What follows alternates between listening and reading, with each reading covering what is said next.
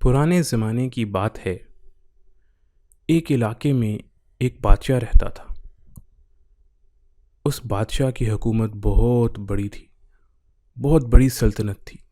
ایک بہت بڑے علاقے کے اوپر اس کی حکمرانی تھی۔ بادشاہ ہر سال ایک مقابلہ رکھا کرتا تھا، کبھی کسی چیز کا مقابلہ رکھتا تھا، کبھی کسی چیز کا مقابلہ رکھتا تھا۔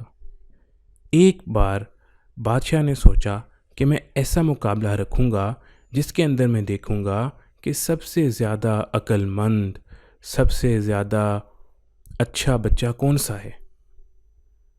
اس نے مقابلے کا اعلان کر دیا۔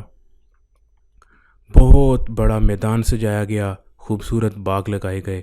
بادشاہ کے گھر کے قریب ہی ایک بہت ہی خوبصورت جگہ بنا دی گئی، جس کے اندر بادشاہ نے بہت ہی قیمتی چیزیں رکھی ہوئیں، بہت ہی اچھے کھلونے رکھے ہوئے، کوئی بہت خوبصورت بالز رکھے ہوئے، بہت خوبصورت بچوں کے کھیلنے کے لیے چھوٹے گھر بنائے ہوئے، اور بھی بچوں کے بہت سے اچھے مہنگے خوبصورت کھلونے بادشاہ نے اس باغ کے اندر رکھے۔ اس کے بعد سارے بچوں کو اس باغ میں بلا لیا، اور پھر بادشاہ نے اعلان کیا کہ آپ میں سے ہر بچے نے مجھے بتانا ہے کہ اس باغ میں جو بھی کھلونے ہیں، جو بھی چیزیں پڑی ہوئی ہیں، ان میں سے سب سے قیمتی چیز کون سی ہے، سب سے مہنگی چیز، سب سے اچھی چیز کون سی ہے۔ سارے بچے اچھی مہنگی چیز ڈھونڈنے لگ گئے۔ اب چیزوں کے اوپر ان کی پرائس اور قیمت تو لکھی نہیں ہوئی تھی، اس لیے بچوں نے خود ہی اندازہ لگانا تھا، خود ہی ڈھونڈنا تھا کہ سب سے زیادہ قیمتی اور سب سے زیادہ مہنگی چیز کون سی ہے۔ ایک بچہ بہت ہی خوبصورت چمکدار قسم کی بال اٹھا کے لے آیا۔ السلام علیکم ورحمۃ اللہ وبرکاتہ۔ بادشاہ سلامت، یہ دیکھیں، یہ میں اتنی اچھی بال لے کے آیا ہوں، اس کے اوپر تو اتنی اچھی مہنگی چیزیں لگی ہوئی ہیں۔ میرے خیال سے یہ سب سے زیادہ مہنگی ہے اور سب سے زیادہ قیمتی چیز ہے۔ وعلیکم السلام بیٹا، ماشاءاللہ، چلو ٹھیک ہے، اس کو سائڈ پہ رکھ دو۔ تھوڑی دیر بعد ایک اور بچہ آ گیا۔ بادشاہ سلامت، یہ دیکھیں، مجھے یہ سب سے زیادہ قیمتی چیز ملی ہے۔ یہ اتنے پیارے کپڑے پڑے ہوئے تھے، ان کے اندر تو اتنے پیارے موتی لگے ہوئے ہیں، یہ سب سے قیمتی ہیں۔ ماشاءاللہ بیٹا، شاباش، چلو اس کو بھی سائڈ پہ رکھ دو۔ تھوڑی دیر کے بعد ایک بچہ آہستہ چلتا ہوا بادشاہ سلامت کے پاس آیا۔ اس بچے کے ہاتھ میں کچھ بھی نہیں تھا۔ اس کو دیکھ کے بادشاہ بڑا حیران ہوا، اور بادشاہ نے اس سے پوچھا، السلام علیکم بیٹا، تم تو خالی ہاتھ آ گئے ہو، تم تو کچھ لائے ہی نہیں ہو۔ وعلیکم السلام ورحمۃ اللہ وبرکاتہ۔ بادشاہ سلامت، میں خالی ہاتھ نہیں آیا ہوں، میں آپ کے باغ میں سے سب سے زیادہ قیمتی چیز لے کر آیا ہوں۔ اچھا، مگر مجھے تو تمہارے آس پاس تمہارے ہاتھ میں کچھ نظر ہی نہیں آ رہا، کدھر ہے وہ قیمتی چیز؟ بادشاہ سلامت، وہ قیمتی چیز سکون ہے، اطمینان ہے، جو کہ میرے دل میں ہے، کیونکہ میرے دل میں ان کھلونوں کی، ان چیزوں کی کوئی خاص قیمت، پرائس نہیں ہے۔ اصل قیمت تو اس سکون کی ہے جو اللہ تعالیٰ نے میرے دل میں رکھا ہے۔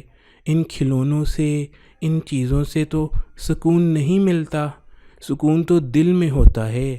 یہ تو دنیا کی چھوٹی موٹی چیزیں ہیں، تھوڑی دیر کے لیے آپ نے کھیل لیا، پھر آپ کا دل بھر جائے گا، پھر آپ کا کسی اور کھلونے سے کھیلنے کا دل چاہے گا، پھر کسی اور کھلونے سے کھیلنے کا دل چاہے گا، تو ان کھلونوں سے تو آپ کو کبھی بھی اطمینان نہیں ہوگا۔ اس لیے جو میرے پاس ہے، جو مجھے اللہ تعالیٰ نے دیا ہے، میں اس پہ اللہ تعالیٰ کا شکر ادا کرتا ہوں اور اسی کو اپنے لیے کافی سمجھتا ہوں۔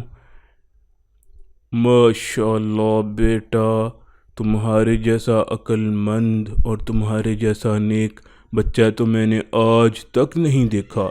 تم تو واقعی ہی صحیح بات کر رہے ہو کہ اطمینان سے زیادہ اور قناعت سے زیادہ اللہ تعالیٰ کے دیے ہوئی چیز کو کافی سمجھنا اور اس پر شکر کرنے سے زیادہ تو قیمتی کوئی چیز نہیں ہے. بھلا دل کے سکون سے قیمتی بھی کوئی چیز ہو سکتی ہے؟ ماشاءاللہ بیٹا، تم تو یہ مقابلہ جیت گئے ہو. آج سے تم میرے پاس میرے محل میں ہی رہا کرو اور اپنے امی ابو کو بھی یہاں پر لے آؤ. تم سے میں اچھے مشورے بھی کروں گا اور تم باقی سب بچوں کو بھی اچھی باتیں بتایا کرو اور ان کو بھی سکھایا کرو. جی ٹھیک ہے بادشاہ سلامت، آپ کا بہت شکریہ، لیکن سب سے پہلے تو میں اپنے اللہ تعالیٰ کا شکر ادا کرتا ہوں کہ جس نے میرے دل میں یہ باتیں ڈالیں اور جس نے مجھے یہ سکھایا. انشاءاللہ میں کوشش کروں گا کہ اللہ تعالیٰ کی رضا میں راضی رہوں. جیسے مجھے اللہ تعالیٰ نے رکھا ہے میں اس پہ خوش رہوں اور کبھی کوئی گلہ کوئی شکوہ نہ کروں. جس طرح باقی بچے روتے رہتے ہیں کہ مجھے وہ چاہیے مجھے یہ چاہیے اور خوش نہیں ہوتے، اگر میں بھی رہوں گا تو پھر میرے دل سے بھی سکون چلا جائے گا اور اللہ تعالیٰ مجھ سے خوش نہیں ہوں گے. میں تو اللہ تعالیٰ کو خوش کرنا چاہتا ہوں. السلام علیکم ورحمۃ اللہ وبرکاتہ. تو پیارے بچوں، کیسی لگی آپ کو ہماری آج کی کہانی؟ امید ہے کہ آپ کو کہانی بہت پسند آئی ہوگی. اور آج کی کہانی سے ہمیں یہ سبق ملتا ہے کہ ہمیں اللہ تعالیٰ نے جو نعمتیں دی ہیں، جو چیزیں دی ہیں، اس کے اوپر ہمیں اللہ تعالیٰ کا شکر ادا کرنا چاہیے اور کبھی اس کے اوپر ناراض نہیں ہونا چاہیے کہ ہمارے پاس یہ چیز نہیں ہے، ہمارے پاس وہ چیز نہیں ہے. اللہ تعالیٰ نے جو بھی دیا ہے اس کے اوپر بہت زیادہ اللہ تعالیٰ کا شکر ادا کرنا چاہیے. اس سے اللہ تعالیٰ ہماری نعمت کو بڑھائیں گے اور اللہ تعالیٰ ہم سے راضی ہو جائیں گے، ہم سے خوش ہوں گے. اس کو کہتے ہیں بچوں قناعت، یعنی جو اللہ تعالیٰ نے آپ کو دیا ہے، جس حال میں بھی جیسے بھی اللہ تعالیٰ نے آپ کو رکھا ہے اس کے اوپر آپ خوش رہیں اور کبھی کوئی ناراض نہ ہوں، کوئی گلہ شکوہ نہ کریں کہ مجھے یہ کیوں نہیں ملا، مجھے وہ کیوں نہیں ملا. تو اس سے اللہ تعالیٰ بہت خوش ہوتے ہیں اور آپ کو دنیا میں بھی بہت زیادہ نعمتیں دیں گے اور آخرت میں بھی اللہ تعالیٰ انشاءاللہ آپ کو جنت میں جگہ عطا فرمائیں گے. تو اب بچوں، پوزیشنز اور رحمت والے باغ کا ٹائم ہو گیا ہے. بہت سارے بچوں نے ہمیں ماشاءاللہ ہوم ورک بھیجا ہے اور بچوں کی بہت پوزیشنز بھی آئی ہیں. جو سب سے پہلے جو چھوٹے بچے ہیں ان کے اندر اس بار بھی بہت ٹف کمپٹیشن تھا. ماشاءاللہ چھوٹے بچے بھی بہت اچھا پرفارم کر رہے ہیں. اس کے اندر 3 بچے ہمارے پاس جو ہیں وہ فرسٹ آئے ہیں. سب سے پہلے ہمارے پاس ہے افرا شفا، جن کی عمر 7 سال ہے. ماشاءاللہ ان کی چارٹ جو ہے بہت اچھا جا رہا ہے. یہ نمازیں بھی پڑھ رہی ہیں، دعائیں بھی یاد کر کے اپنے وقت پر پڑھ رہی ہیں. کبھی کبھی بیچ میں کچھ نماز چھوٹ بھی جاتی ہے لیکن بہت اچھا جا رہا ہے ان کا. ماشاءاللہ آپ کو بہت بہت مبارک ہو، اللہ تعالیٰ آپ کو قبول فرمائے. اس کے بعد ہمارے پاس ہے حسین اختر. بچوں یہ پہلے 5 سال کے تھے، اب ماشاءاللہ یہ 6 سال کے ہو گئے ہیں اور انہوں نے نماز بھی یاد کر لی ہے اور نمازیں بھی پڑھنا شروع کر رہے ہیں اور دعائیں ساری پڑھتے ہیں ماشاءاللہ. اور انہوں نے سورہ الماعون بھی یاد کر لی تھی. اللہ تعالیٰ آپ کو مزید توفیق عطا فرمائے اور قبول فرمائے. آپ کو بھی بہت بہت مبارک ہو. اس کے بعد ہمارے پاس ہیں محمد داؤد، جن کی عمر 7 سال ہے. ماشاءاللہ محمد داؤد بہت اچھا پرفارم کر رہے ہیں اور بہت ریگولرلی بہت اچھا پرفارم کر رہے ہیں. ان کی پہلے بھی فرسٹ پوزیشن آ رہی تھی، ابھی بھی انہوں نے اپنی پوزیشن مینٹین کی ہوئی ہے. ان کی ماشاءاللہ ساری نمازیں پوری ہوتی ہیں اور دعائیں بھی موسٹلی ساری دعائیں یہ پڑھ رہے ہوتے ہیں. کبھی کبھی بیچ میں کچھ دعاؤں میں آن اینڈ آف رہ جاتی ہیں لیکن یہ ساری دعائیں ریگولرلی پڑھتے ہیں. تو ان کی بھی فرسٹ پوزیشن ہے، انہوں نے بہت اچھا پرفارم کیا ہے. اللہ تعالیٰ آپ کو مزید توفیق عطا فرمائے. ماشاءاللہ آپ کو بہت بہت مبارک ہو. اس کے بعد جو ہمارے تھوڑے بڑے بچے ہیں یعنی 10 سال اور اس سے اوپر، اس کے اندر 2 بچے ہیں جن کی فرسٹ اور سیکنڈ پوزیشن آئی ہے. سب سے پہلے ہمارے پاس ہیں فاطمہ شہزاد. ماشاءاللہ انہوں نے بہت اچھا پرفارم کیا ہے. نمازیں کچھ ان سے قضا ہوئی ہیں لیکن یہ کوشش کر رہی ہیں انشاءاللہ اور سنتوں پر بھی عمل کر رہی ہیں. آپ کو بہت بہت مبارک ہو فاطمہ. اس کے بعد سیکنڈ نمبر پر ہمارے پاس ہیں عائشہ شہزاد. ماشاءاللہ آپ کو بھی بہت بہت مبارک ہو. ان کی بھی نمازوں میں تھوڑی سی قضا ہوئی تھی کچھ نمازیں. آپ کوشش کریں آئندہ اس کو بھی امپروو کرنے کی. ماشاءاللہ ان دونوں میں اکثر مقابلہ رہتا ہے اللہ تعالیٰ آپ دونوں کو قبول فرمائے, آپ دونوں کو بہت بہت مبارک ہو. اب ہم چلتے ہیں اپنے نیکسٹ سیگمنٹ کی طرف, جس کے اندر آج ہم نے آپ کو سورہ الماعون کا ترجمہ بتانا ہے. لاسٹ ٹائم بچوں ہم نے آپ کو سورہ الماعون بتائی تھی اور بہت سارے بچوں نے ماشاءاللہ یاد بھی کر لی ہے. اگر ابھی تک کسی نے یاد نہیں کی تو وہ دوبارہ یاد کر لیں, کوشش کریں اور یاد کر کے ہمیں ضرور سنائیں. اور اس بار آپ کا ہوم ورک جو ہے اس کے اندر سورہ الماعون یاد کرنی ہے اور ساتھ اس کا ترجمہ بھی یاد کرنا ہے.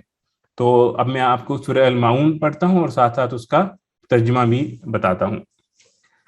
اعوذ باللہ من الشیطان الرجیم, بسم اللہ الرحمن الرحیم. شروع اللہ کے نام سے جو سب پر مہربان ہے, بہت مہربان ہے.